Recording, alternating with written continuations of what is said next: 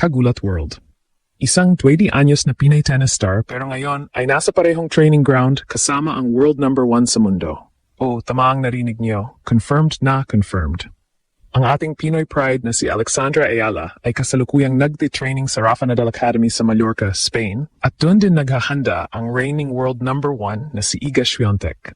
Grabe mga kababayan, isang Pinay at isang global tennis superstar. Parehong nasa parehong lugar, parehong nagbubuhos ng pawis para sa paparating na clay court season. Isipin ninyo ang eksena, pulang-pulang clay courts, mahabang rallies na umaabot ng 10 hanggang 14 shots, topspin na halos sumasabog sa bounce, at dalawang world-class athletes na posibleng magkaharap sa practice court. Mula sa viral practice videos ni Alex hanggang sa balitang nandito rin si Iga para sa kanyang clay preparation, biglang naging sentro ng usapan ang academy sa Spain. Sa social media, umaapaw ang excitement ng mga fans, lalo na ang mga Pilipino, dahil parang ito na ang isa sa pinaka-exciting na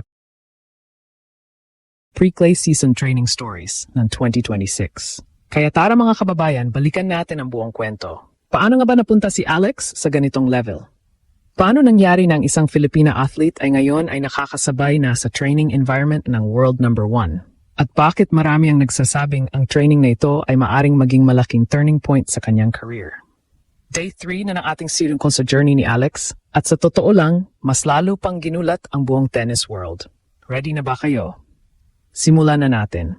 Bago natin pag-usapan ang latest na balita, mahalagang balikan ang journey ni Alex. Hindi lang siya basta promising player. Siya ang isa sa pinakamataas na ranked na tennis player na nagmula sa Pilipinas. Sa murang edad pa lang, ipinakita na niya ang kakaibang talent sa tennis. Mula sa mga junior tournaments hanggang sa international stage, unti-unti niyang pinatunayan na may lugar ang isang Filipina sa elite level ng sport. Pero ang tunay na turning point sa kanyang development ay nang lumipat siya sa Spain upang mag-training sa Rafa Nadal Academy. Ang academy na ito, na itinatag ng Spanish tennis legend na si Rafael Nadal, ay kilala sa buong mundo bilang isa sa pinakamahusay na training centers para sa mga aspiring champions. Dito hinahasa hindi lang ang technique, kundi pati ang mental toughness ng mga atleta. Sa academy na ito, natutunan ni Alex ang mas advanced na aspects ng tennis, mula sa movement sa clay court hanggang sa paggamit ng heavy topspin sa rallies. Ang clay court ay kilala bilang isa sa pinaka-challenging surfaces sa tennis dahil nangangailangan ito ng patience, endurance, at strategic shot making. Hindi sapat ang power. Kailangan din ng control, timing, at footwork. At dito nagsimulang mabuo ang mas mature na laro ni Alex. Unti-unti niyang na-develop ang kanyang baseline game, ang kanyang rally tolerance, at ang kanyang ability na makipagsabayan sa mas experienced na kalaban. Isang memorable moment pa nga sa kanyang journey ay noong graduation niya sa academy noong 2023. Doon, isang special na guest ang dumalo. Walang iba kundi ang world number 1 na si Iga Swiatek mismo. Sa panahong iyon, parang simpleng inspirational moment lang iyon para kay Alex. Pero ngayon, parang destiny ang dating. Dahil makalipas ang ilang taon, muli silang nagkita sa parehong lugar, hindi bilang student at guest, kundi bilang dalawang elite players na parehong naghahanda para sa clay season. Pagdating ng 2025 at 2026, lalo pang lumakas ang momentum ni Alex.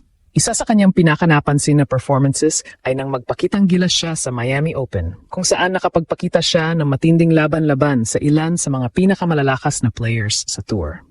Doon mas lalong napansin ng international tennis community ang kanyang talento at fighting spirit. Matapos ang matagumpay na hard-court stretch, nagpasya siyang bumalik sa Rafa Nadal Academy upang paghandaan ang clay season. Ang focus ng kanyang training ngayon ay malinaw. Mas mataas na topspin, mas mabilis na footwork sa clay, at mas consistent na baseline rallies.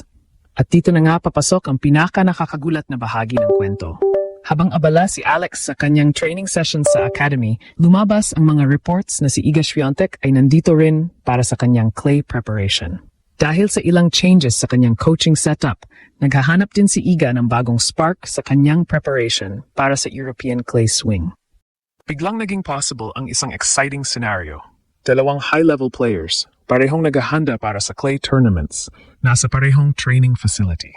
Ayon sa ilang reports, ang coach ni Alex, na si John Bosch, ay nag-request pa nga ng posibilidad na magkaroon ng joint practice sessions kung available ang schedule ni Iga. Kung mangyayari iyon, imagine ninyo ang intensity ng practice na iyon. mahabang rallies, tactical exchanges, at world-class level na training sa clay court. Hindi lang ito simpleng practice. Ito ay preparation para sa mga malalaking tournaments na paparating. Kabilang dito ang Linz Open, pati na rin ang mga prestigious clay events tulad ng Stuttgart Open, Madrid Open, at siyempre ang pinakamalaking clay tournament sa mundo, ang French Open. Sa clay court, kilala si Iga Swiatek bilang isa sa pinaka-dominant na players sa modern tennis. Ang kanyang heavy topspin forehand, mabilis na movement, at tactical intelligence ay dahilan kung bakit tinatawag siya na marami bilang Queen of Clay sa kasalukuyang panahon. Kaya naman, kung makakapag-practice si Alex kasama siya, napakalaking learning experience yon. Hindi araw-araw may pagkakataon ang isang rising player na makipag-sparring sa world number 1. Nang kumalat ang balita tungkol sa kanilang presence sa academy, agad itong naging viral sa social media. Sa loob lamang ng ilang oras, libo-libong fans ang nag-share ng mga photos at clips mula sa training courts. Para sa maraming Pilipino, ito ay isang emotional moment. Isipin ninyo, isang Pinay athlete ang ngayon ay nagtutraining sa parehong environment ng world number 1. Maraming netizens ang nagsabing parang sila mismo ang nakakaranas ng moment na iyon dahil sa sobrang pride. May mga posts na nagsasabing, "Grabe, mula Pilipinas hanggang Spain, dala-dala ni Alex ang bandila natin." May iba naman na nagsabi na ang presence ni Alex sa ganitong level ng training ay patunay na kaya ng mga Pilipino na makipagsabayan sa global stage kung may tamang support at dedication. Hindi lang Pilipinas ang nag-react. Maraming fans mula sa Southeast Asia ang nagpahayag din ng excitement. Para sa kanila, si Alex ay isa sa mga simbolo ng rising talent mula sa rehiyon. International tennis fans naman ay naintriga sa posibleng collaboration o practice sessions nila ni Iga. Para sa kanila, ito ay isang fascinating scenario. Isang established champion at isang rising star na parehong naghahanda para sa clay season. Sa gitna ng lahat ng hype, si Alex naman ay nananatiling focused sa kanyang training. Sa mga nakaraang interviews niya tungkol sa academy, sinabi niya na isa sa kanyang mga pangarap bilang bata ay ang makapag-training sa ganitong world-class environment. Ngayon, hindi lamang niya iyon natupad. Ginagawa niya pa itong stepping stone para sa mas malalaking achievements sa kanyang career. At habang nagpapatuloy ang kanyang grind sa clay courts ng Mallorca, malinaw na hindi lamang siya nagtitraining para sa sarili niya. Bitbit niya ang pride ng buong bansa sa bawat rally, sa bawat practice session, at sa bawat tournament na kanyang lalahukan. Kaya mga kababayan, ano nga ba ang ibig sabihin ng lahat ng ito? Simple lang, pinatunayan ni Alex na kahit kaano kalaki ang mundo ng sports, may lugar pa rin ang determinasyon, sipag at pangarap ng isang Pilipino. Mula sa mga local courts sa Pilipinas hanggang sa world-class facilities ng Rafa Nadal Academy, ang kanyang journey ay inspirasyon para sa maraming kabataan na nangangarap maging atleta. Habang papalapit ang mga clay tournaments sa Europe, siguradong mas lalong magiging exciting ang mga susunod na linggo para kay Alex. Pinoy Pride, all the way.